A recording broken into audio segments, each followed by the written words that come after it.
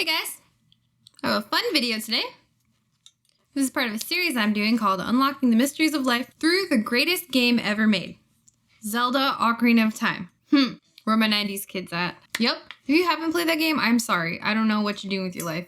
You need to go play it right now. Go get on Switch, whatever. Like, it's so easy to access these things nowadays. You can't miss out. You have to play Ocarina of Time. If you do anything in your life, make it that. Just kidding.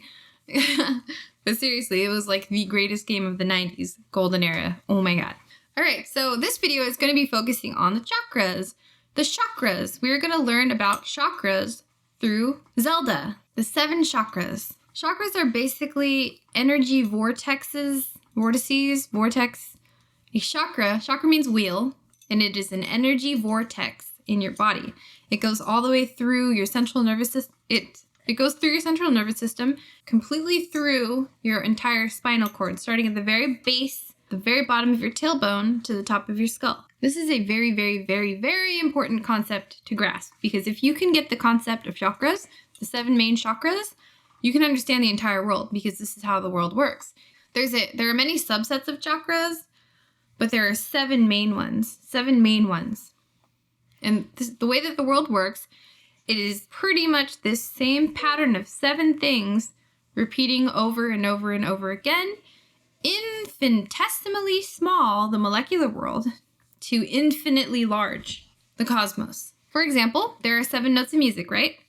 The 8th note is simply the first note of the previous set of notes. Does that make sense? There are 7 notes of music, right? The 8th note is simply the first note from the previous set of notes, 1 octave higher. So it's just the next octave. So it's just 7, 7, 7, 7. So you have do, re, mi, fa, sol, la, ti, do, right? Do, do, do, do.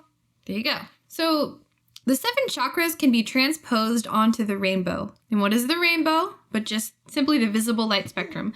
The colors that are visible to the human eye. 7 chakras, 7 colors. 7 chakras, 7 colors. So the very first one we have is the root chakra. This is the energy center for survival, basic instinct, basic needs. So everything related to survival and basic instinct. Food, water, shelter, animal mind, primitive mind. Foundation, it's the foundation. It's the roots, right? The roots of your system. It's grounding. This is the grounding center, ground. Its color is red, so it is the lowest frequency, the lowest vibrating color on the color spectrum, which I'll get into in another video. Red, it's red, so fire, fire. Red, fire. Next, we have the sacral chakra. The sacral chakra is the chakra of sex. Just kidding. This is the chakra of sex. This is the carnal center. This drives sex energy, which is extremely powerful energy, by the way. So anytime you hear about people talking about like tantra or whatever, that's what they're talking about. Sensuality, desire. Its color is orange, so it's vibrating a little bit faster on the rainbow. Next, we have the solar plexus. Solar plexus, right here, at your solar plexus. Now, we get a little more powerful and a little more complex as we move up the chakra system.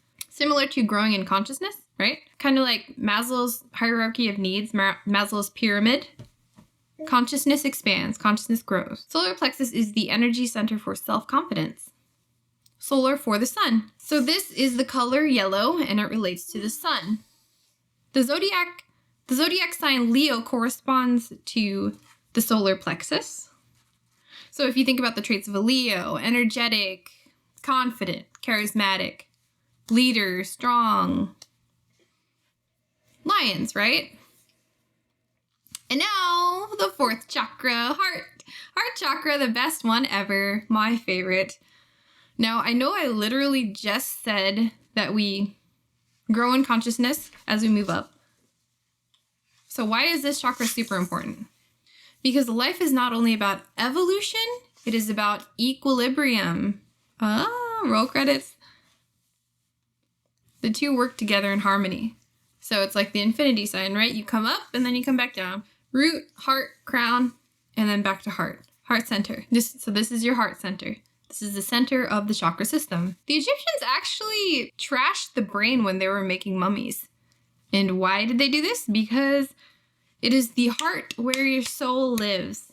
Your soul lives at your heart, not in your brain. But I'm going to stop there because I think this probably deserves its own video, because it does happen to be the heart chakra, happens to be central to my entire channel. So Miracle 528, you know? So the heart is love, balance, relationship, friendship, harmony, trees, plants, peace, homeostasis, equilibrium, balance, 0.0, ground zero. Its color is green. Green. Ooh. At the center of the rainbow, it's a very stable frequency. And now we have blue, the throat chakra right here. This is the center for communication, speech, language, speaking your truth. When you get choked up, you can't find the right words, you know, you feel it here. When you want to speak your truth, this chakra projects its energy outward from here to make that so. As it was explained in Avatar, Airbender, not James Cameron, Explorer of the Sea. A blocked chakra is like a kink in a hose, or a blockage in a stream. If we open the pods between the pools, the energy flows. Blocked blocked ki, right? You want that energy free-flowing and balanced, not overflowing either. So blue, water, communication, throat. Next we have indigo. Oops. The third eye, or pineal gland. And this is also a pretty deep topic. This requires its own video. This is seeing truth, hidden knowledge, seeing the world for what it really is. The pineal gland produces melatonin, so you can think of your dreams as a glimpse of reality through your third eye. And finally, we have the crown chakra, vibrating crazy fast. Its color is violet, and so now we're at the end of the rainbow. This is enlightenment, joy, self-actualization. This is the top of the pyramid, the very top of the pyramid. So it's God consciousness, becoming awakened, divinity, source, your higher self. And okay, now that we're familiar with the chakra system, let's line up 7 sages from Zelda. And again, if you haven't played Zelda, pause your viewer right now and go play it. Go play it. I'll see you in a few weeks. So first, the root chakra. This is Darunia. He is ruler of the fire temple, right? So he's tribal, primitive, and he's all about partying, dancing, drums. He's crude, and he's, a personified root chakra. And now we have Naburu. She represents the sacral. She represents the sacral chakra. She's from a tribe of sexy assassins they're always flirting with Link. She comes from the desert and is super sensual. Her name possibly comes from a Japanese word Naboru, which means rise or ascend. And Ocarina of Time is actually Link ascending consciousness. Ocarina of Time is actually Link's journey of ascending consciousness. And the solar plexus is personified with Rauru, the light sage. He wears long, flowing red robes, very reminiscent of the sun. He is Link's spirit guide. And did you know Rauru was the owl? Yeah, crazy, right? So Rauru leads Link and helps him stay strong and courageous, leads him down the right path of responsibility. And next we have Solaria. She's a little forest elf, so that's pretty self-explanatory. The creator of Zelda used some pretty genius imagery in this game. Her ocarina song called Saria Song is all about friendship. She is Link's best friend, so there's that love aspect, relationship, friendship, true love, peace, harmony, returning to home. And next we have the water temple. This is Ruto. When we first meet her, it was journeying down a whale's throat, and she's super outspoken. And Impa represents the third eye. This one's also pretty self-explanatory. She is part of a hidden society that protects the royal family, and their symbol is an eye. It's a single eye. She is the sage of the Shadow Temple, right? Shadow, hidden. And in the Shadow Temple, your main item is the Lens of Truth, which reveals a hidden world when you look through it. And finally, Zelda represents the Crown Chakra. She is the princess, so crown, right? And back in the day, they used to say that royalty had a direct connection with the divine. They had a direct connection with divinity, and they were divine themselves. Zelda has magic powers and prophetic dreams, so she is a transcended being, unlike the people of Hyrule. Her ocarina song also has magic powers and healing abilities.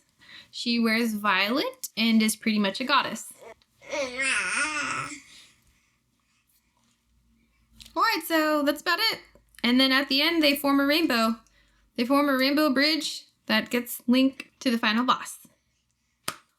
Okay, so those are the 7 chakras. Hope you enjoyed that. See you in the next video. Love you guys.